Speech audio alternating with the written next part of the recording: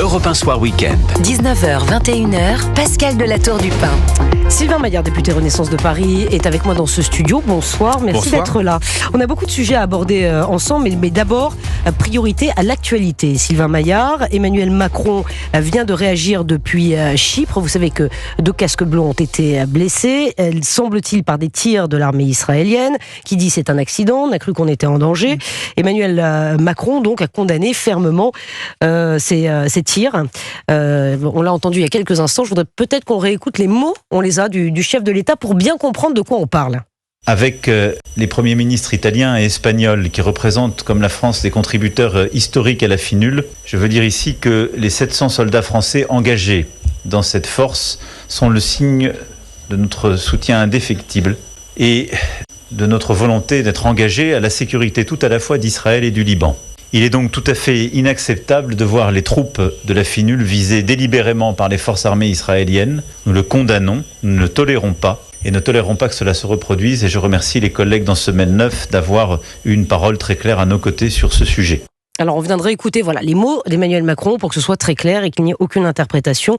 Sylvain Maillard, vous rentrez d'Israël, vous avez participé aux commémorations du 7 octobre, vous portez ce ruban jaune et vous pouvez le voir en direct sur europe1.fr en soutien aux otages. Quand vous entendez les mots d'Emmanuel Macron, comment peut-on les interpréter quand il dit l'armée israélienne a délibérément tiré sur la FINUL? Moi j'insistais un peu sur le mot délibérément alors que l'armée israélienne dit non. On n'a pas fait volontairement. Je n'ai pas d'informations à ce stade.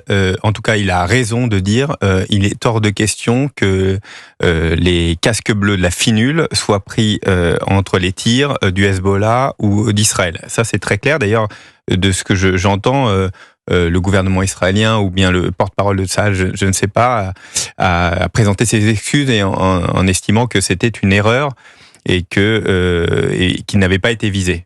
Dont acte, mais en tout cas, c'est très important, et le président de la République a raison de rappeler qu'il est hors de question que les casques bleus soient pris dans des tirs d'un côté ou de l'autre. Après, je voudrais juste dire ce que j'ai vécu, moi, sur place. La situation en Israël, qui est un pays en guerre. C'est un pays en guerre, et on le dit probablement pas assez. C'est un pays qui reçoit en permanence des bombes, des roquettes. Vous l'avez vécu. On l'a vécu. Moi, Sylvain Maillard, 2 jours et demi, aux auditeurs d'Europe 1. En 2 jours, nous avons reçu 18 roquettes qui ont toutes été heureusement interceptées. Alors, c'était pas forcément, en tout cas dans la zone où nous étions, c'est évidemment invivable pour les gens qui y habitent, parce que le Dôme de Fer, ce n'est pas un jeu sur un PlayStation, c'est des explosions extrêmement fortes, et vous avez évidemment peur pour vous, pour vos enfants, pour votre famille, parce que ça peut exploser à n'importe quel moment. Dire que le nord d'Israël, depuis 1 an, est en fait n'est plus possible d'y vivre. Il y a une bande de 30 km dans laquelle l'ensemble d'Israéliens, ou à peu près, ont dû déserter, qui est au nord, à la frontière du Liban, parce que le Hezbollah en permanence envoie des roquettes, et donc il y a entre 70 000 et 100 000 Israéliens qui, depuis 1 an, en fait, ont quitté le nord d'Israël et habitent air. J'en ai rencontré plusieurs familles qui, en fait, d'hôtels en Airbnb, qui n'arrivent plus à scolariser leurs enfants parce qu'ils ne peuvent pas retourner là-bas. C'est aussi ce qui explique la montée de tension extrêmement forte et la guerre qu'il y a à l'heure actuelle au nord d'Israël, parce que la situation est juste invivable pour les habitants israéliens. Donc, redire évidemment qu'il est hors de question de tirer sur la FINUL, ça c'est la moindre des choses. Ils sont là pour essayer d'assurer un paix, une cessez-le-feu qui arriverait éventuellement, mais rappeler la situation extrêmement dure dans laquelle sont plongés les Israéliens. On va parler d'une autre actualité, on va revenir chez vous, si vous le permettez, Sylvain Maillard. Cette information, moi, qui m'a fait bondir, et je pense que les auditeurs d'Europe 1 aussi ont été interpellés par cette information. Alors là, on va parler économie, industrie. On va parler du Doliprane. Notre Doliprane, fabriqué dans 2 usines françaises, notamment à Lisieux, le Doliprane. Il y a eu des pénuries de Doliprane il n'y a pas si longtemps que ça. Il y a 1 an, c'était la course au Doliprane, on ne trouvait plus de Doliprane, y compris pour les enfants. Et là, on apprend que Sanofi, pour des raisons de business, va se séparer d'une partie du Doliprane. C'est-à-dire que ce sont les Américains qui vont mettre la main sur le Doliprane, j'essaie de faire simple, et une centaine de médicaments que l'on peut acheter en libre service dans les pharmacies. Est-ce qu'on peut laisser faire ça, Sylvain Maillard, sachant que la France a des problèmes en permanence d'approvisionnement ? Alors, vous posez parfaitement le problème ou la question. D'abord dire oui, il y a 2 usines, il y en a une aussi à Compiègne qui fabrique du Doliprane. On a connu des pénuries, ça veut pas dire parce que c'est fabriqué en France qu'il n'y aura pas de pénurie, ça veut juste dire qu'il est pour nous essentiel de garder notre souveraineté dans différents domaines, dont évidemment les médicaments, et évidemment le Doliprane en fait partie. C'est un laboratoire, en tout cas des usines qui appartiennent à Sanofi et qui souhaitent s'en séparer pour plein de raisons économiques qui les regardent, et au fond, c'est la vie des affaires. Par contre, ce que nous avons voté en 2019 avec la précédente majorité sous Emmanuel Macron, c'est de dire que toute vente d'industrie stratégique pourra être arrêtée par le gouvernement s'il estime que ça met en difficulté la souveraineté française. Et donc, ce que nous avons fait avec Charles Rodwell, mon collègue député de Versailles, de dire, nous avons envoyé une lettre au ministre en lui disant il faut activer cette clause qui fait que si nous n'avons aucune certitude sur l'avenir de la production en France, parce que des informations que nous avons, c'est que la production continuera. C'est pas une entreprise américaine, c'est un fonds d'investissement américain. Mais y a-t-il des certitudes sur le moyen et le long terme à ce moment, au moment où on est en train de parler? Oui, puis moi je n'en ai pas. Ils peuvent vous dire oui maintenant et délocaliser après. Vous voyez. Alors, c'est pas tout à fait le cas puisque cette clause pourra être en permanence activée. C'est-à-dire que nous pourrions bloquer une éventuelle modification capitalistique dans les années qui viennent. Est-ce que l'objectif de ce fonds d'investissement, il est au fond d'expatrier la production pour que ce soit moins cher à terme? Des informations que nous avons, c'est pas le cas. Hein.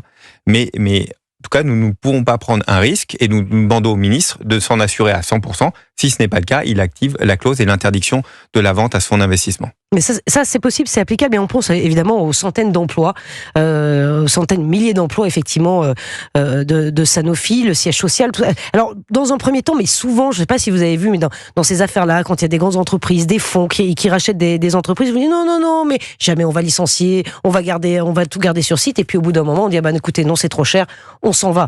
Et on pense aussi aux personnes qui travaillent chez Sanofi, qui s'inquiètent peut-être ce soir. Comment pouvez-vous les rassurer? Alors 2 cas. D'abord, être sûr que, et ça c'est la lettre que nous avons envoyée au ministre en disant, nous voulons être sûrs que nous gardons notre souveraineté sur la production du Doliprane. Entre autres, il n'y a pas que ce médicament de Doliprane, mais que le Doliprane. C'est plus symbolique. Premièrement, très important. Donc on garde la production en France. Deuxièmement, quels sont les objectifs du fonds d'investissement s'il rachète cette production? Est-ce que c'est de licencier? À l'heure actuelle, je n'ai pas d'informations. En tout cas, ce que nous demandons, c'est que le ministre s'en saisisse. Je suis assez persuadé, Marc Ferracci s'en est évidemment saisi avec Antoine Armand, le nouveau ministre de l'économie, mais de montrer que nous sommes derrière les décisions peut-être difficiles qu'il aura à prendre. Quand on avait parlé, et peut-être un mot encore sur les médicaments, parce qu'on s'approche de l'hiver, tout le monde a un petit rhume, tout le monde a mal à la tête, ça y est, on est retombé dans les petits bobos de l'hiver, entre guillemets, et peut-être même plus. On avait parlé de relocaliser la production des médicaments en France, parce que ça avait été énormément délocalisé. Alors là, encore une fois, on voit, hop là, le Doliprane peut partir. Est-ce qu'il y a vraiment une action comment peut-on faire pour refaire venir, effectivement, la fabrication de nos médicaments en France pour éviter les pénuries comme on en connaît depuis des années maintenant tous les hivers? Pourquoi la production de médicaments est partie? C'est pas pour nous embêter ou vous faire plaisir, c'est aussi un moment où nous avons décidé tous collectivement, et je prends ma part, j'étais longtemps à la commission d'affaires sociales, de faire en sorte que les médicaments, nous les achetions moins chers. Et donc à un moment, pour produire et pouvoir vendre avec une marge, il y a eu une forte délocalisation. Donc il y a un contrat qui a été passé avec l'industrie pharmaceutique de faire en sorte d'avoir une souveraineté de production européenne et française singulièrement, et donc des nouvelles usines de production, et je sais qu'il y en a beaucoup dans le Rhône par exemple, qu'on puisse avoir des lignes de production qui reviennent et qui soient fabriquées. C'est aussi le deal que nous avons avec eux, c'est-à-dire nous achetons des médicaments, nous sommes donneurs d'ordre avec la sécurité sociale, en tout cas dans le remboursement. En contrepartie, nous souhaitons, et on assure un prix correct de fonctionnement, mais en contrepartie, nous voulons que la production soit faite en France. Et ça a déjà recommencé avec des productions plus importantes, et puis ça va s'accélérer dans les années qui viennent. Il paraît qu'on ne vend pas assez cher les médicaments en France, et que c'est pour ça aussi que les entreprises sont obligées de partir. Vous savez, c'est une compétition mondiale, et il faut regarder la vérité. Nous, ce que nous voulons, c'est produire en France pour pouvoir avoir accès à ces médicaments. Donc regardons les contraintes des laboratoires. tout en faisant en sorte de pas trop dépenser. On doit trouver un équilibre, mais nous voulons que ces médicaments soient produits en France. Europe 1 Soir Week-end. 19h, 21h, Pascal de la Tour du Pin. Et nous sommes toujours avec Sylvain Maillard, député Renaissance de Paris, dans ce studio. On va un peu parler du budget.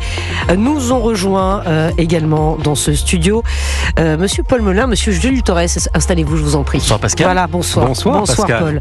Paul. Nous sommes avec Sylvain Maillard. On a parlé d'Emmanuel Macron et de son commentaire, on le disait dans le journal, après cet incident avec des casques bleus. On a parlé de Sanofi, parce que le Doliprane passe sous pavillon américain. Alors, Monsieur Maillard proposait des solutions et le gouvernement va certainement agir. Je voudrais qu'on parle du budget aussi. Sylvain Maillard, si vous le permettez. Et Paul et Jules auront certainement des questions à vous poser. Alors, ce projet de budget, il n'est pas définitif, puisqu'on nous dit, alors déjà, il va y avoir des hausses d'électricité. On apprend aujourd'hui qu'il y aura aussi une hausse du gaz pour aligner, pour que les prix soient à peu près alignés et que le gaz qui ne soit pas moins cher que l'électricité étant une énergie décarbonée. On nous a expliqué ça comme ça. Donc, dans le texte, il y a écrit hausse du gaz, de l'électricité, il n'y a pas encore la hausse du gaz. Donc, il faut s'en attendre encore tous les jours à des nouveautés comme ça sur le budget, des ajustements à la hausse, comme s'il n'y avait pas déjà assez à faire. On est un peu en cure d'austérité, c'est ce que dit l'opposition. Donc, 41 milliards de dépenses en moins et 20 milliards d'euros de hausse d'impôts. Vous en dites quoi, vous, de ce budget ? C'est un budget dans lequel il faut trouver 60 milliards pour revenir à 5% de déficit. Donc c'est un budget évidemment compliqué à construire. Michel Barnier et son équipe a proposé un projet de budget. On va pouvoir travailler dessus, l'amender. Mais ça vous convient ? Il y a des choses qui nous vont bien, il y en a d'autres qui ne nous vont pas. On l'a toujours dit, nous ne souhaitons pas d'augmentation d'impôts. Je vous entendais tout à l'heure sur EDF. C'est pas tout à fait. Enfin, après on peut dire on est pour, on est contre, mais on veut juste rappeler l'histoire, c'est-à-dire qu'on a baissé la taxe parce qu'il y avait une grosse augmentation il y a un an et demi du prix de l'électricité, vous vous en souvenez tous, et donc on avait baissé la taxe pour que les Français payent moins leur électricité en réalité. Tout à fait. Et donc en fait ce que propose le gouvernement, c'est de faire un rattrapage, on revient à la situation normale où il n'y a plus de bouclier énergétique. Mais ça se traduit par une hausse pour les Français qui nous écoutent. Ça ne se traduit pas par une hausse parce qu'en fait le prix baissait de façon drastique et donc ça amoindrit la baisse en fait de prix. Donc ça ça revient au même pour portefeuille sur la facture. Attendez, il y a 60 milliards à trouver. 60 milliards, c'est difficile. Non mais je sais. Et donc il y aura forcément de l'impact. Oui. On ne trouve pas 60 milliards comme ça et puis finalement il n'y a pas d'impact. Donc nous on est en train de discuter. Ce qu'on veut pas c'est casser la croissance. Ce qu'on ne veut pas c'est que les entreprises où on a retrouvé de l'attractivité, de la réindustrialisation, on en a parlé ensemble, de la souveraineté. On veut produire des médicaments en France. C'est pas le moment d'augmenter les impôts des entreprises. Et donc ce qu'on veut, c'est arriver au plein emploi. Il nous faut travailler plus en France, je le dis, et je sais que ce n'est pas forcément populaire, mais on a un taux d'activité à 73% quand les Allemands sont à 80%. Si nous étions à 80%, nous n'aurions pas de problème de financement. Et donc, à un moment, il faut que nous privilégions toujours le travail, et donc tout ce qui peut empêcher le développement du travail en France et la construction de valeur, de richesse, pour ça, nous ne serons contre. Alors le travail, et pas de hausse d'impôts, c'est un peu la ligne rouge. Là, il y en a 20 milliards. Est-ce que vous allez voter le budget ? Alors, d'abord, on va pas se mentir, il n'y aura pas de vote de budget puisqu'il y aura un 49-3. Ouais. Pour vous, 49-3. Ah oui. Carrément. Écoutez, je présidais un groupe il n'y a pas si longtemps que ça et nous avions 250 députés et on passait par un 49-3. Donc maintenant, avec 215, si vous arrivez à passer avec une majorité... Est-ce que vous allez censurer le gouvernement, Sylvain Maillard ? La question, en fait, c'est sur la censure. Nous l'avons toujours dit, nous ne censurons pas le gouvernement parce que la tâche est évidemment compliquée pour Michel Barnier. On le soutient. Ce que nous faisons, c'est que nous faisons pression, tout simplement. C'est notre rôle de député, de dire voilà ce qui nous semble la bonne direction.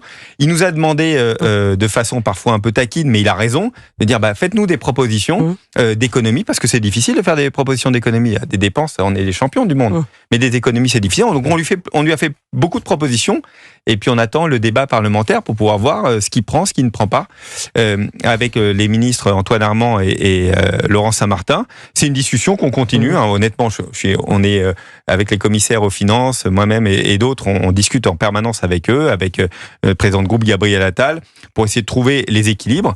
Mais oui, c'est un budget qui sera difficile.